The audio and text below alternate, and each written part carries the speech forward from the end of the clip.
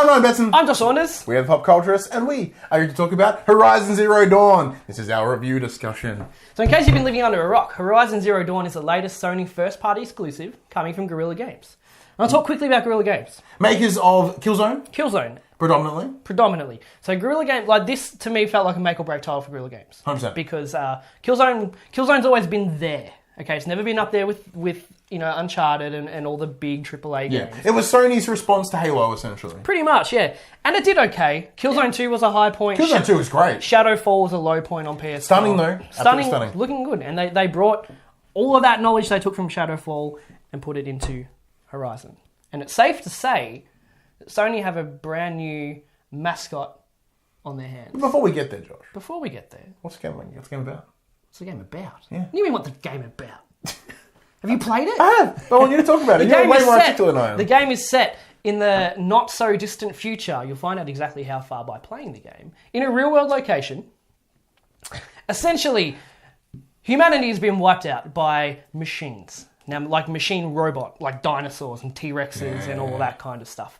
So the remainder of humanity is living in tribes, all primitive-like, living off the land. We've essentially evolved to a point where we evolved back. Pretty much, in a way. So humanity's living in tribes. They're all different tribes, as we have like different races now.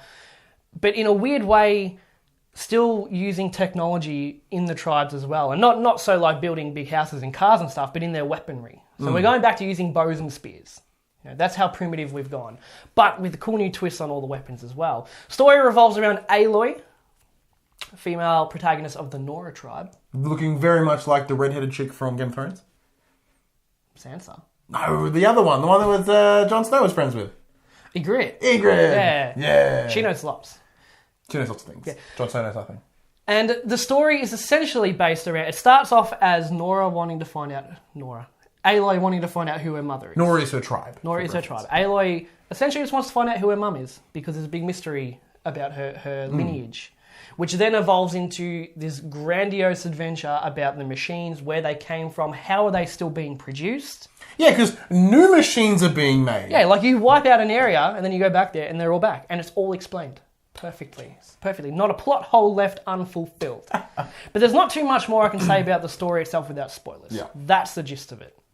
But getting into the game world itself, being an open world action RPG as it is, third person, you got your main quests and you've got your side quests, as many games have done beforehand. The difference being I've found with Horizon is that while side quests are normally like, I guess I'll go and do it, and there's heaps. Like, for example, The Witcher, too much. Like, it blew my mind. Whereas Horizon has the perfect amount of side quests, but they all mean something. So the big difference is how much time we've spent. So I've spent about 6 hours, just over. Well, seeing as, I've been playing a bunch of other things, playing Zelda and Wildlands and all these other games that have come into our possession within the last weekend. I'm not playing any of that. You are just playing Horizon, so you're about 40 plus hours deep at this point. About 40 hours now, yeah.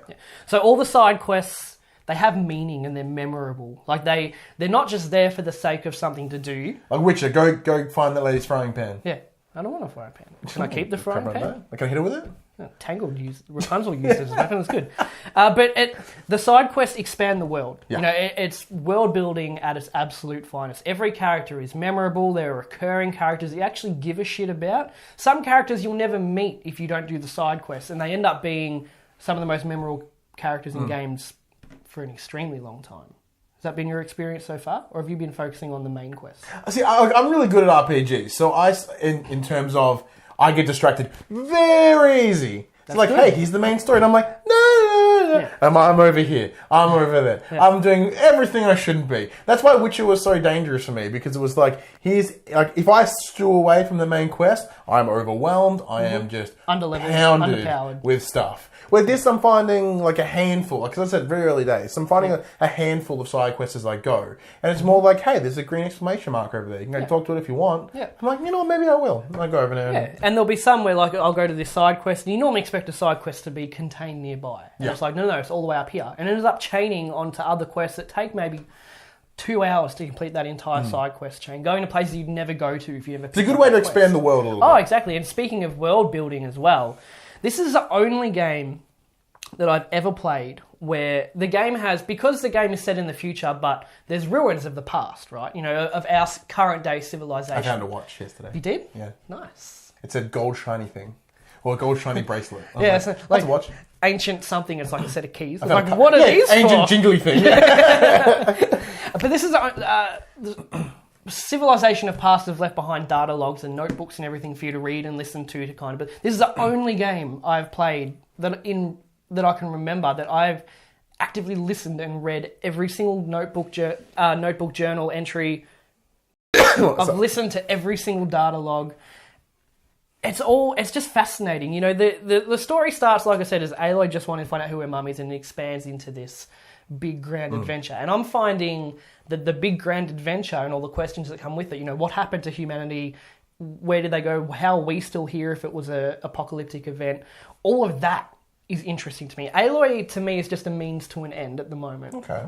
Where, you know, she's a good character. She's props to having a really strong female lead character too, without needing to get boobs out like Lara Croft does. That's just great. Yeah, and it's not really brought up either. Like throughout the game, I've noticed, you know, like there's nothing said about her gender. Yeah. A lot of racism between tribes, like you're a Nora, we don't allow you here, and You're that an kind of outcast, stuff. but- Yeah, you're an outcast, you're a Nora, we don't want you here. But nothing about gender like mentioned, and I think that's really cool. That's really good. Right. But yeah, her story at the moment is just a means to an end. I'm just playing as Aloy to find out the answer to all these other questions about what happened to the world, because it's a fascinating story and an original story as well.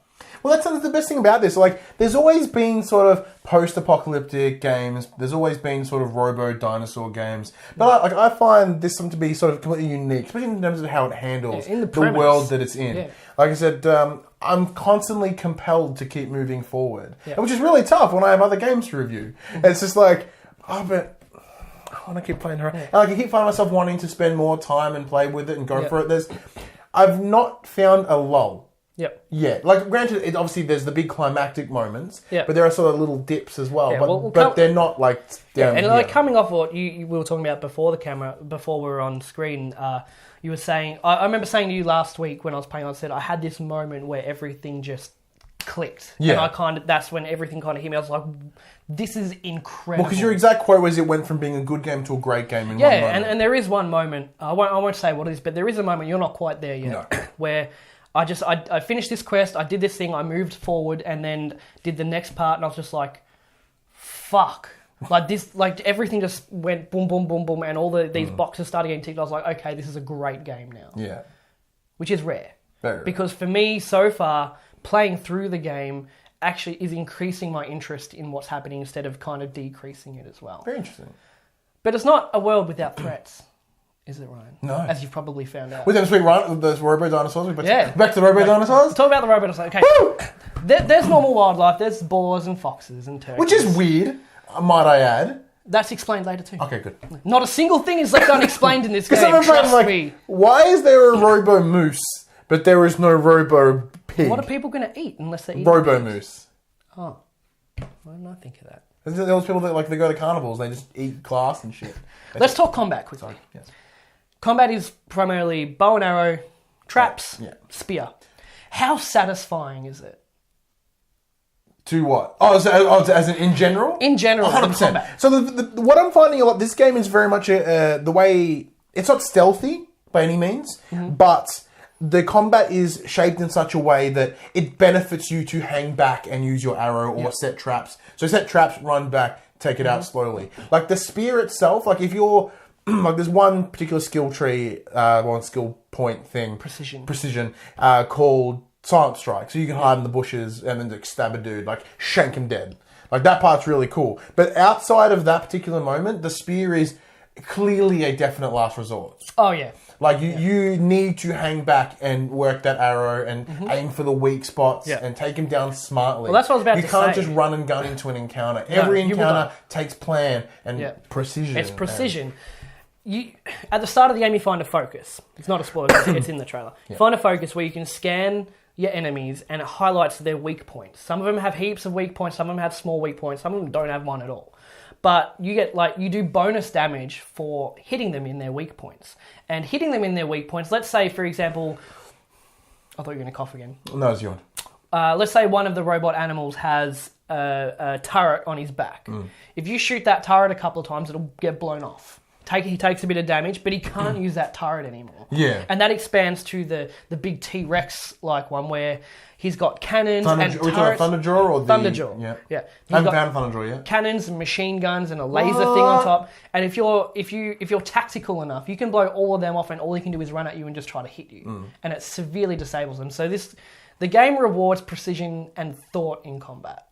That's 100% true. Like, even something as simple as you can even take off what you need. Like, if you just need it for scrap or just parts. An example is, I believe it might be the Grazers. They have like the blaze on the back. So the blaze is like a fire chemical for when you make fire arrows and stuff. So like, if you can shoot them, you can take off the blaze. They'll get mad. You just wait and they'll piss off, and you can go pick up the stuff. Yeah. So you don't have to kill anything if you don't want to. And they have the watch, which are like Velociraptors. Now, one thing we talked about when we previously played with Horizon at EV Expo, because they threw me 4 hours in, I had no context of anything. I didn't realise, the example, the watches were that. They constantly walk a track and they patrol. That's what they do. Patrol and alert other nearby. 100%. So like... At EB Expo, I sort of ran in. I was like, and bad idea.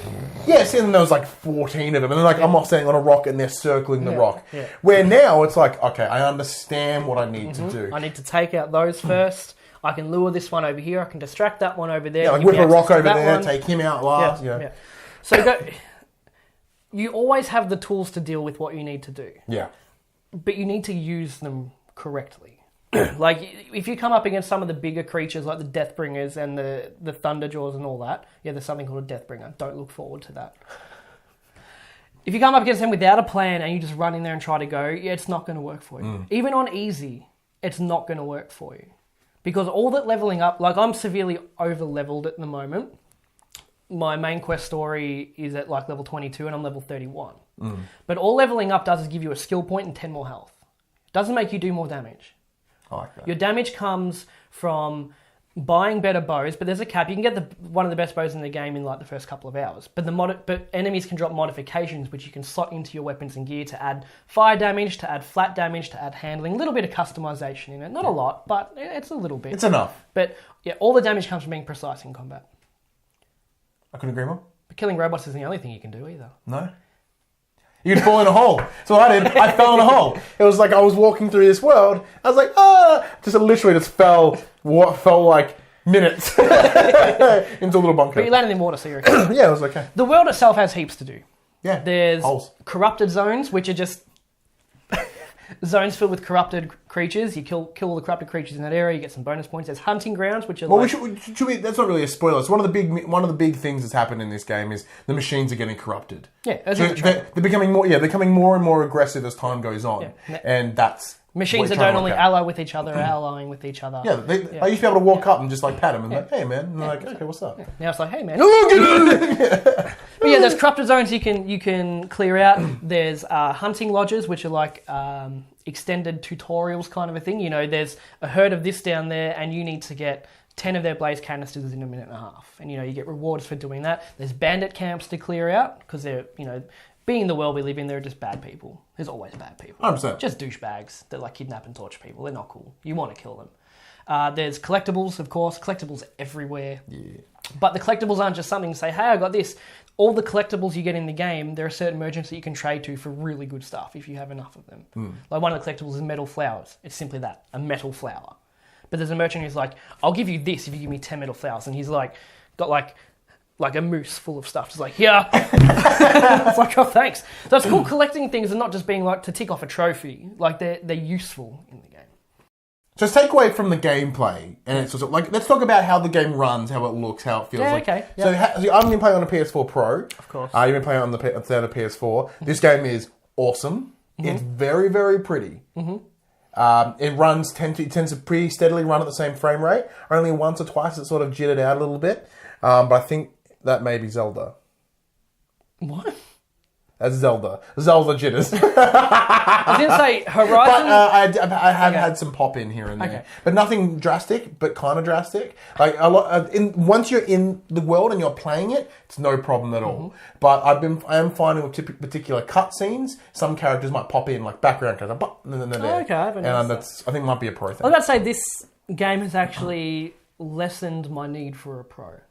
I'm playing this game and I'm looking at it and looking at how it's running, looking at the graphics. I'm like, this is fine. This is fantastic. Like, to me, this is perfect. Okay, so unless I see it side by side with a pro and then go, but I haven't had any FPS issues. Once you load it in, you load in and assets pop up quickly. Yeah. You fast travel and it's like, here's the campfire, that person's there, there's the road, there's the trees. Yeah. And then go. But the only time that loading happens is either when you die or when you load in. Like, I don't find any other loading. There is no other loading screens. So the game runs fantastic. Even on a regular PS4 for me, which its fan is dying. Yeah, yours is very loud. It's like... But it's because it's trying to run it so well. Yeah. And it does. It's a very demanding game in that way. It's 100% great. So what are some of the cons you've got? These are minor gripes, okay? It's not when a game's so good, it's like... these are literal minor gripes. Cutscenes, when people are talking to each other. Facial animations aren't great. I find that varies. I find some characters are really solid. The main characters, anyone that you interact with quite a few times and proceeds to the story, are normally quite good. But side characters, their mouths just kind of... the game's fully voice acted. See, lip syncing is always something that does it for me as well. But one of the biggest things that breaks me when it comes to computer-generated images in terms of characters is eyes. The eyes in this game are solid. Like, they look like real eyes. They kind of draw you in. They reflect a little bit of gleam. Yeah. Oh, man. But it's just, I'm talking more expressions overall. Like, sometimes there'll be dialogue and, it's obviously it's meant to cut to the next sentence and do a camera swap. But it stays on them for a bit, so I just kind of awkwardly, stand there for a little bit. It's like, it needs to be cut. Well, that's the one thing I find, the only other little thing I find a little bit jarring as well. So it's very Witcher-esque in terms of, it's your face, then my face, then your face. Yeah. But sometimes I find that quite jarring, because it's not a very smooth transition between the two. And then sometimes it'll be my face from a slightly different angle, then back to that angle. And then it stays on your face for just a little bit too long. That's the only problem that I have in terms of that. But the dialogue itself is pretty solid, and it does, because of the way it's cut, the dialogue feels jumpy, which it isn't. Yeah. But the visual throws you off. The voice acting itself is fine. It's really, really good voice. All the way through, even to the most obscure side character. Voice acting is great. Another little gripe I have is in terms of inventory management. The biggest resource I run out of is wire.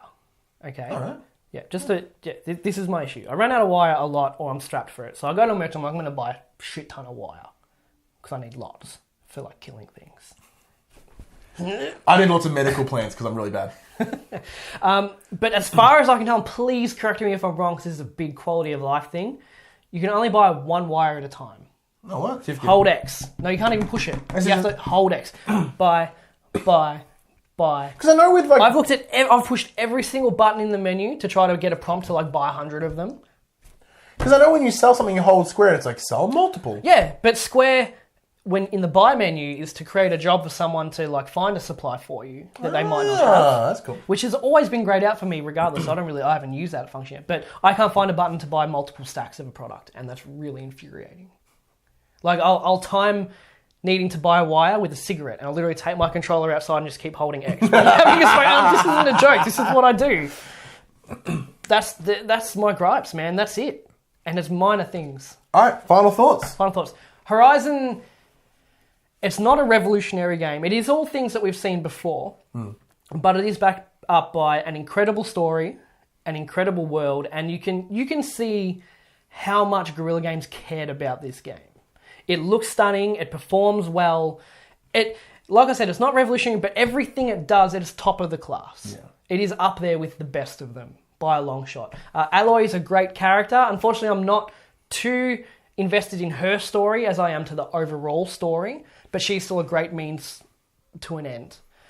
This is a great game. I can see the minor gripes I have with it. I reckon they'll be ironed out either in patches, and this is a new franchise we've got now. Yeah. For sure. There's growing pains. For sure. It's growing pains. This is Guerrilla's first big project like this. You can tell, but they have solid gold, and when it comes time for Horizon 2, I can only imagine the extra cool things are going to add in and all the little quality of life things are going to easily be fixed up. Solid 4.5 out of 5 for me. Yeah, I'd give it, if we did decimal points, I'd go to 4.8. I'm not going to give it a 5 because of my gripes, and they're not personal gripes, they are, quality of life gripes. But I'd go to 4.8, 4.9 if I could. But I'd settle for 4.5, so 4.5 it is for me. I'm in a very similar boat. Now, granted, I've spent a lot less time than you, so I've not had that moment that just makes it excellent. But I'm still really enjoying it what it is, and as you play, without having that moment, you know where this game's going to go. As you said, like, it takes a lot of inspiration from other games. As an example, so when you talk about the game, you're like, it's Far Cry meets The Witcher meets, it's like, you clearly know where its inspirations have come from, but that's not a bad thing. It's no.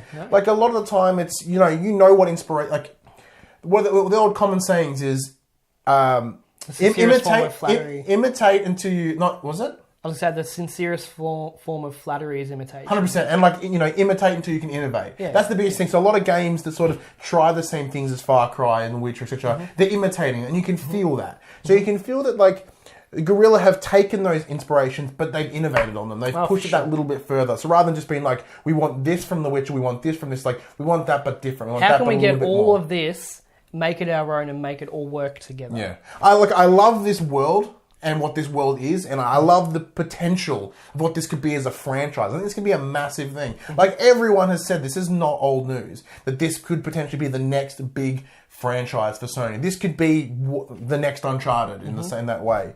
I love it. As an Aloy is an excellent character as well. Even some of the side characters. Aloy, was it Aloy? See, Aloy would make so much more sense.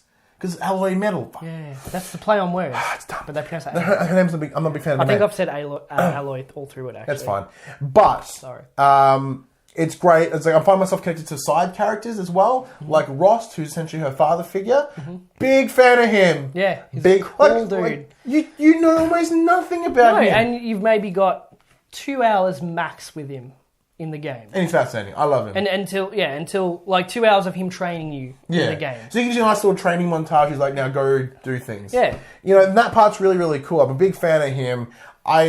It's tough for me. I don't feel super confident giving it a score because I've spent so noticeably less time with it than you have. Because before we started filming, you mentioned yourself, like, I'm 40 hours in and I still feel like there is so much more. Yeah, I know where the story's going, but I have no idea how this is going to culminate and finish. And that's great. That's not in a bad way either. I'm not seeing the ending coming a mile away. This could go in one of 10 different directions, and I'll be surprised with every single one. So if I was to score it right now, I would give it like a 4. Yeah. But I guarantee you, when I play it more, it's probably going to push closer to 5. Yeah. Solid game. I believe it will too. But March is busy, unfortunately. Yeah, sadly, we're busy, and many of you out there are busy as well. Maybe you weren't able to pick up the game. Maybe you weren't able to get to the shops just yet. Maybe your money went to the Switch instead. Potentially, we've got you covered though. We got you fans. If you haven't seen the video that we've already put up, we are giving away a copy of Horizon Zero Dawn. I'll link that video in the description below. All you need to do is go to that particular video, the video itself, not the Facebook page, nothing like that. Go over there, comment, what is your favourite first-party Sony exclusive ever and why? You can go back as far as you want, doesn't matter. We're long-time Sony fans from the start. We're gonna understand what we say. Throw us a curveball if you want. Entrance close on the 12th of March, this coming Sunday, and then we'll do a drawing video next week. And of course, like and comment as well. That always do good things. And subscribe if you haven't. We don't normally plug the subs. No, we don't really. No. We just kind of like, look, people subscribe if they want to subscribe. Like, it's part of the giveaway. Subscribe. Come on, man. Help a brother out. Help us out. I'm Ryan Besson. I'm Josh Saunders. That was Horizon Zero Dawn review discussion. If you're not going to win it, pick it up.